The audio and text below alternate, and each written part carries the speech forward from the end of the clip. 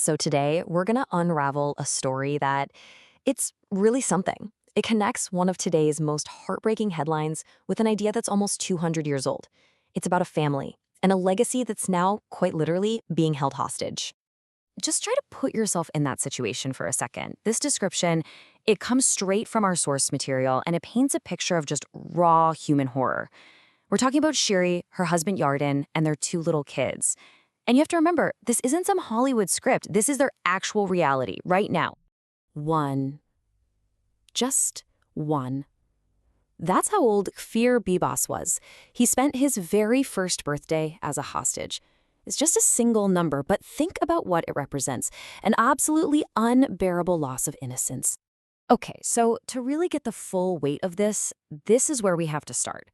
The Bibas family. You've probably seen the pictures with their bright red hair. They've become this haunting symbol of the October 7th attacks. And their story, it's not just a headline. It's a painful open wound for so many people. And this is where the story just takes this incredible turn. To really understand the full tragic irony of what's happening to them, we've got to travel back in time. We're talking almost 200 years ago, to an ancestor, a man whose ideas would literally help shape the very nation they call home. It's wild. Okay, let's get into it. So let's start with this guy, Rabbi Yehuda Bibas.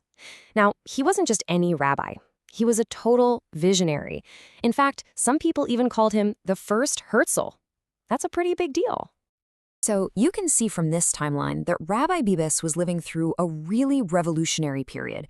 He's born in Gibraltar, and he's watching as countries like Greece and Serbia are fighting for their independence from the Ottoman Empire. And you can imagine seeing that just sparked something in him. He started thinking, hey, if they can do it, why can't we? Why can't the Jewish people do the same? Now, this kind of thinking, it puts him right at the heart of a movement we now call Proto-Zionism. Basically, these were the people, the early voices, who were calling for a return to the Jewish homeland, way before the big political movements we all know about from the end of the 1800s. And this quote? Whoa. You have to understand just how absolutely radical this was for a rabbi to be saying in the early 1800s. I mean, he wasn't talking about sitting around and waiting for some divine miracle. No way. He was talking about taking matters into their own hands, political and even military action. So what was his big idea really? Well, it was a complete fundamental rethink of what words like return and redemption even meant to the Jewish people. Okay, so the traditional thinking at the time was pretty passive. You wait for a Messiah, for some kind of spiritual redemption. Bissibs came along and just flipped that whole idea on its head. He started pushing for something he called political teshuvah. Now, teshuvah means return, but for him, it wasn't just a spiritual thing. It was a physical, active moral duty for Jews to literally go back to their homeland and start rebuilding. And this is where you see just how practical he was. He laid out what is basically a blueprint for a new nation, and it sounds incredibly modern, right? He's talking about learning science and tech, building up military strength for self-defense, becoming self-reliant, telling people to stop depending on charity, work the land with a plow in one hand and be ready to defend it with the other. The big thing to get here is that these weren't just fuzzy dreams. These were the actual practical building blocks for a future state. But an idea this big and this radical, it doesn't just pop out of nowhere. Bibas was actually a super important link in a chain of ideas that stretched across generations. And that's what we're going to look at next. Okay, so check this out. It's like connecting the dots through history. It all starts with his grandfather, Rabbi Chaim ben Attar. He had this idea that suffering in the diaspora wasn't a punishment, but a signal, a divine push to go home. Then you have his grandson, our guy, Yehuda Bibas, who takes that spiritual idea and turns it into a full-blown political and military plan. His star pupil, Rabbi Alkali, documents everything and expands on it. And then, and this is the amazing part, who happens to be in Alkali's congregation? None other than the grandfather of Theodor Herzl, the guy who's credited with founding modern Zionism. Mind-blowing, right? And look, this isn't just speculation.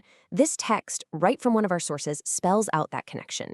It shows that Theodor Herzl's own grandfather was a supporter of Rabbi Alkali, who was, of course, the main student of Rabbi Bibas. So what does that tell you? It tells you that these radical proto-Zionist ideas were floating around the Herzl family dinner table long before Theodor ever put pen to paper. And that brings us full circle, all the way back from the 1800s, right back to the unbearable headlines we're seeing today. So let's just remember, what was the whole point of Rabbi Bibbis's dream? It was actually pretty simple. It was about creating a sovereign nation that would be a refuge, a safe harbor, a place where Jewish people could finally be free from the persecution that had followed them for centuries. And this is the devastating echo through time. Nearly 200 years after he championed this vision of a safe homeland, his own flesh and blood, his descendants, are hostages in that very land. The place that was meant to be the ultimate safe haven has become the scene of their absolute worst nightmare. It's an irony so painful, it's hard to even wrap your head around it. And it forces you to ask a really tough question.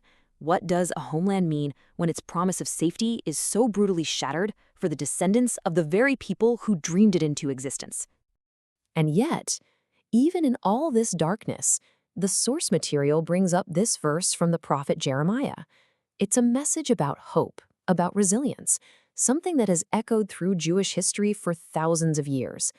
It's this deep belief that even when things seem completely hopeless, a return is still possible. So you see, the story of the Bibas family, it's so much more than just a current event. It's a story that's tangled up in centuries of history, of hope, and of a legacy that began with an idea, a revolutionary idea, so long ago. And it leaves us wrestling with a question that, honestly, has no easy answer.